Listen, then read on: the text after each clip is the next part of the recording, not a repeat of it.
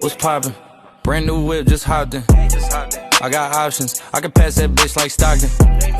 Just joshing. I'm spending this holiday locked in. My body got rid of them toxins. Sports in the top 10. Callin' my bitch, tell her bring me that noggin. Brain real good, she a scholar. I like a thing with low mileage, good brain with no college. Call me the baby, no Tyler. I'm real creative and stylish. FN in my denim. I send that hit, make them spin 'em. And I just flew back from LA.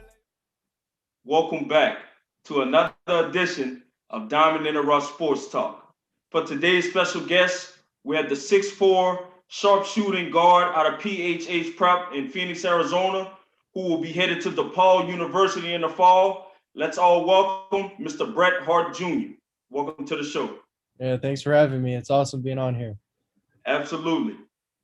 So obviously, DePaul competes in the Big East Conference, which is a very competitive conference. You know, you guys have teams such as Villanova, Creighton, UConn, and St. John's, or just to name a few. Could you just tell us what are some reasons that led you to choose DePaul as your university of your choice, and besides it being in such a great conference, what are some other reasons that led you to choose DePaul? I mean, yeah, like you said, the competition's great. I mean, I've always wanted to play basketball just at the highest level that I could go, and I feel like I really put in the work to go there. But then, yeah, like you said, there's also some other factors. Like I have a bunch of family out in Chicago, so that's always nice being out there with them. I could go over to their house whenever because they're only like 10 minutes from the DePaul campus. Yeah, and their recruitment was just awesome with me. They hit me up every day. It made me seem like, damn, they really want me. So, like, Right. Why not go? Absolutely. So going into your freshman year, do you have any clue what your role will be? Not yet. I mean, even before our head coach just got fired. So, I mean, even before I barely even talked to him. But now with the new head coach, I mean, everything's up in the air. I was going in planning to redshirt, just get a little bit bigger, but they're gonna be sophomore guard is entering the transfer portal. So I mean, everything's up in the air. I'm just gonna go in, grind, put my head down, do all the work that I need to do, and if I get on the floor, that's great. But if I don't, I'm gonna keep working and I'm gonna make a mark. I know that. Absolutely. Now I would like to discuss your skill set for a minute. In an article I read where you said I used to just shoot threes from the corner. Could you possibly elaborate how your game has changed since then? Was that your freshman year that you made that statement? Yeah, that was my freshman year. That's back when I was short. I didn't really have that much confidence. I mean, I was playing against guys. I mean, I was 5'4". I was playing against like 6', 6'3" guys that were throwing down, and I was just like a little intimidated. I didn't have that much confidence in my game. But since then, as I've grown as like a human being and like metaphorically with my game, I mean, I've just realized that, hey, I can compete. I can do everything that all these other guys are doing. Like, I put in the work. I have more skill than everybody. I mean, I'm just that kind of guy that has to outgrind everybody because I don't wake up better than anybody else. Like, I mean, some other guys don't have to put in the work. They just wake up, they're better. Right. But I put in the work. I know I'm different. So I just got to keep that confidence within myself and understand that, hey, I can really outplay these guys if I put my heart into it. Absolutely, and hard work equals confidence. You know, so Yeah, exactly. you know, the harder that you work, man. You know, like as you stated earlier, you have a great work ethic. So you know, you when you think about it, you know, you keep doing something every day, and every day. You know that you're capable because you do it every day. Yeah, I So mean, yeah. One of my favorite quotes is adversity is my opportunity. So like as people don't want to work, I mean, I take the adversity like, all right, I like this. I mean, people are gonna get ratted out. People are they're not gonna want to work. And I'm like, all right, I do. So I'm gonna keep outworking them, and then I'm gonna keep moving up on that ladder just to be the best that I can be. absolutely.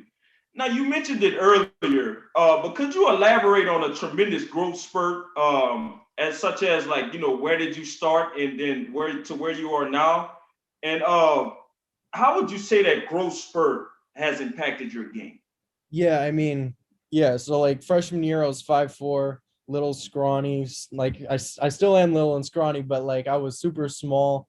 Was 50 pounds less than everybody else. I mean, it was hard to get to the basket, hard to create any contact. But yeah, I just started sleeping, started like getting an eating schedule in, and then I mean, God helped me grow. I mean, I have a 6 foot mom, so I mean that obviously helped. But yeah, I mean, I just feel like God saw like the work that I'm putting in, and He rewarded me in a way that I can't work. So I mean, Absolutely. He just let me grow. So what is your initial height? I see some reports have you at 6'4", some of them are at 6'3". Where would you say you're at? Yeah, I'd say I'm like 6'4". I mean, I was probably 6'2" at the beginning of the season. I grew another 2 inches. So I mean, I'm just gonna keep growing, hopefully. Absolutely. Yeah, man. Because I saw a picture of you and Javon. We had Javon on the show weeks back, and Yeah, and yeah, that's my Javon boy. 6'4", and it looks like you guys are about the same height. So I man, mean, that's his hair tremendous. gives him a couple inches, but yeah, I mean, back freshman year, I mean, he could palm the ball with both hands when he was like in 6th grade. He was a freak of nature back then. And yeah, so like 6th grade, I was probably always like 5, 6 inches smaller than him. And now, yeah, I've caught all the way back up. So I mean, it's nice being on the level playing field with him, because we always get our one-on-ones in. I mean, I don't know if he told you, but he lived with me during the season. So Oh, okay. yeah, yeah. So we're really tight. He's my boy. But yeah, we'd always play one-on-one. We'd always work out together. But being the same height as him is definitely something I never really expected, but it is really nice. Absolutely. Now, so I just have a little statistic for you. It's recorded that left-handed people make up about 10% of the world's population. So we see guards such as James Harden, Ginobili, Mike Conley, and De'Aaron Fox really make it hard for people to guard them. What is it about left-handed players that make you guys so difficult to guard? Because you're difficult to guard as well. Yeah, I mean, the thing that's really nice about me is I'm kind of like ambidextrous. Like I write with my right hand, bowl with my right hand, swing with my right Wow. hand. The only thing I really do is shoot and throw with my left hand. So Wow. I mean, obviously it's awkward to guard a lefty just because, like you said, 10% of the population's left-handed.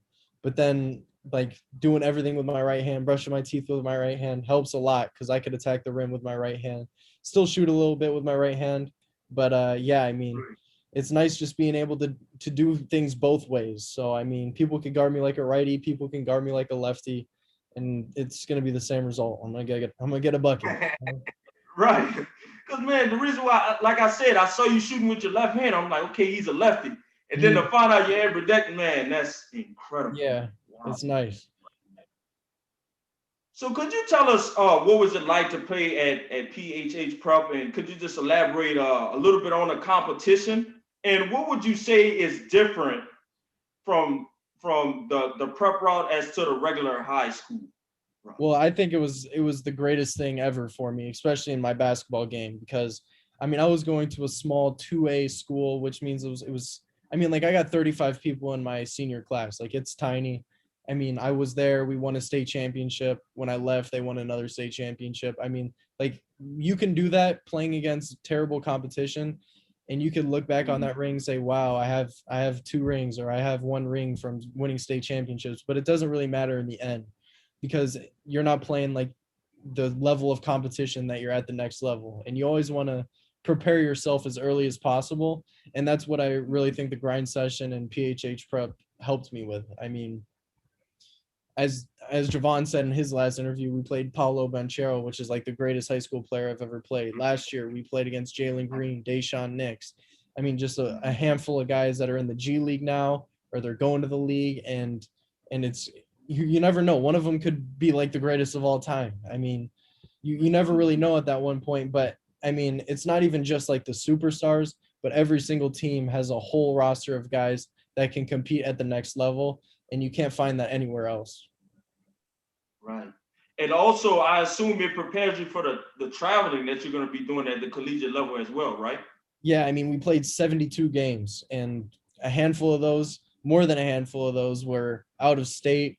We're always traveling as a team. We became super close. I mean, we had a bunch of fights when we were gone. I mean, we were in places that you would never hear of unless you were traveling for basketball. But I mean, it was a great experience, and I added some states to my repertoire that I could never imagine going to. Absolutely. So who would you say is your was your favorite player in the league growing up, and then what was it about their game that you admired so much that you tried to take it from their game and incorporate it into yours? You probably haven't heard of a favorite player as weird as mine, but I really like Goran Dragic, just because like he's a smooth lefty point guard. He could shoot, he could get to the rim, and like he used to be on the Suns, so in Arizona, like I'd always go watch him play.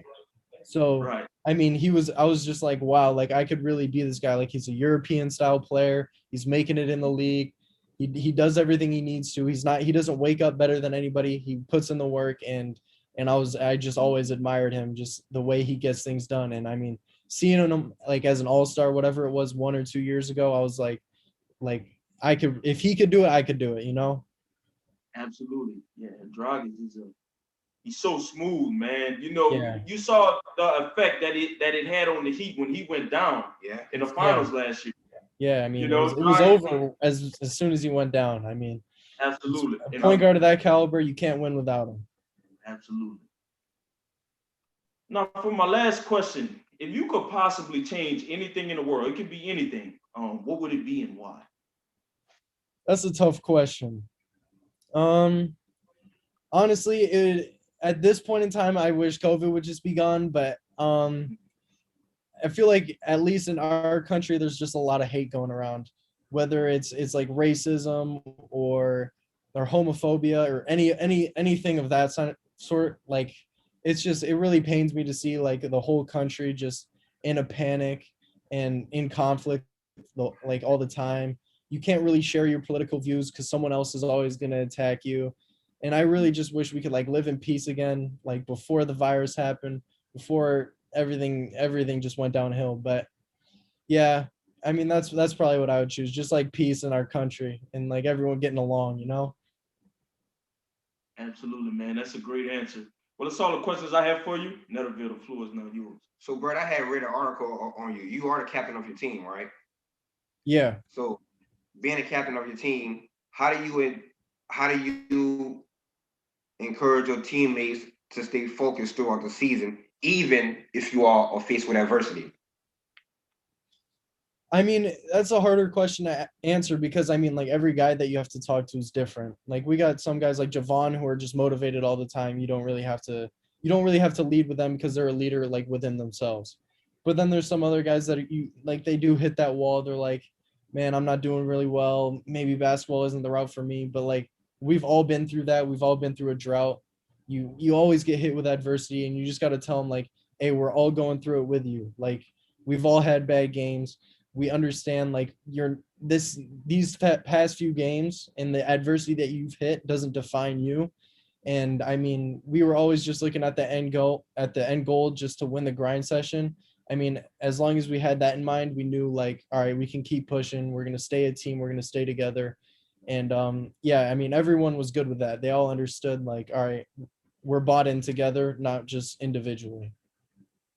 I read an article when you says you used to play for your father and now you play for yourself. What Yeah. age? So was your father the person that introduced you to the sport of basketball as well? I mean, he wasn't really the one that introduced me. Like I fell in love by myself, but at the same time, he was pushing me really hard because that's just the kind of person he is. Like I love him with all my heart, but like sometimes he just get a little brutal. And at a certain point, like last year, I sat down and told him like, this is my game. It's not yours. Like if I had a bad game, I beat up myself. You don't have to do it for me, you know? But yeah, so as soon as I realized like, yeah, this is my game, I'm playing for myself, I'm taking these opportunities and I'm going to college, you're not, like I understood that this is my game and I put in the work, he didn't. This is me, you know? So, Brad, did you fall for the game of basketball last year, or was it a few years ago?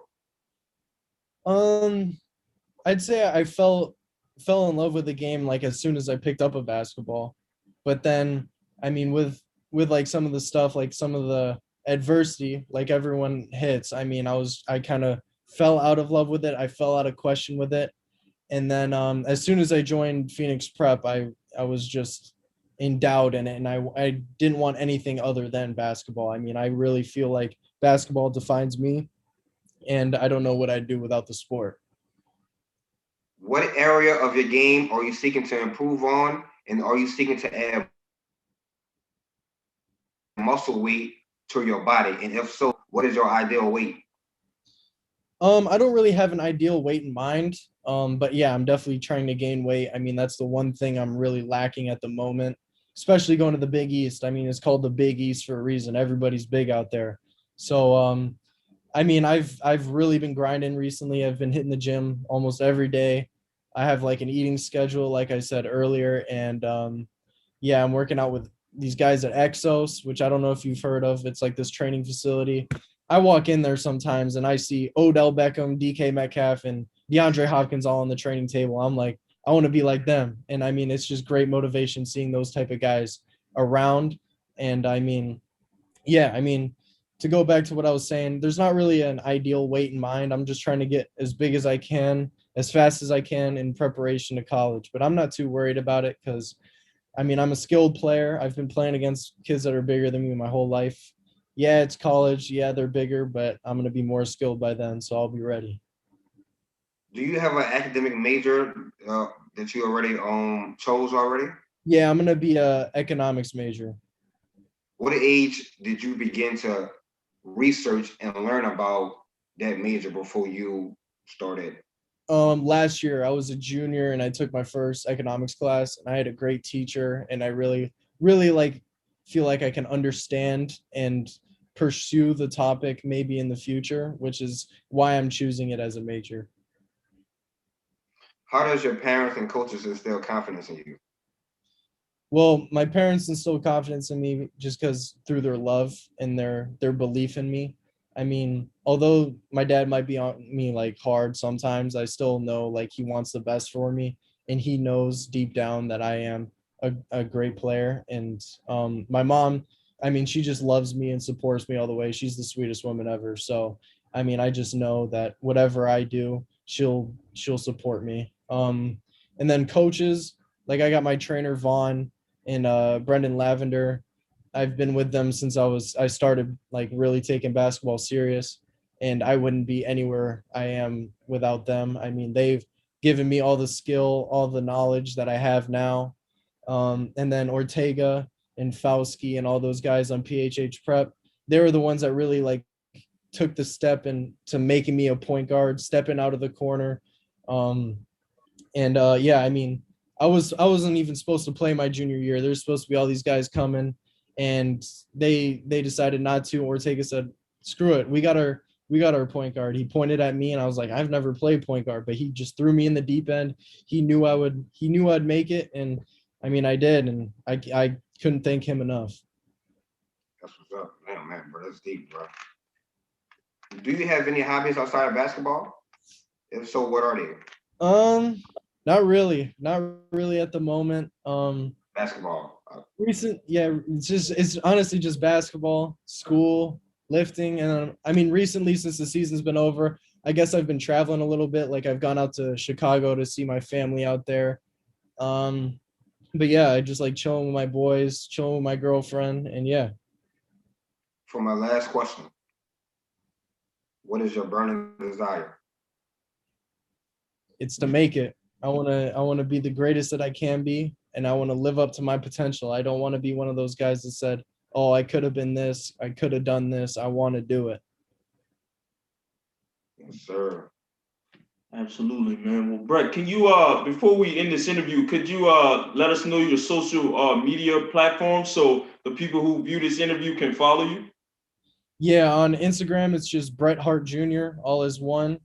Snapchat it's the same. And then yeah, those are pretty much the only two that I be using. So Absolutely. Well, Brett, man, it's been a pleasure having you on the show. You know, you said some very powerful things. Man, it really has been a pleasure talking to you, and we thank you for coming on our show. Yeah, thank you guys for having me. This was an awesome interview, and I wish you guys the best. Absolutely, we wish you the best as well. Awesome. And with that being said, this will conclude this segment of Diamond in the Rough Sports Talk. Thank you. Awesome. Have a good one.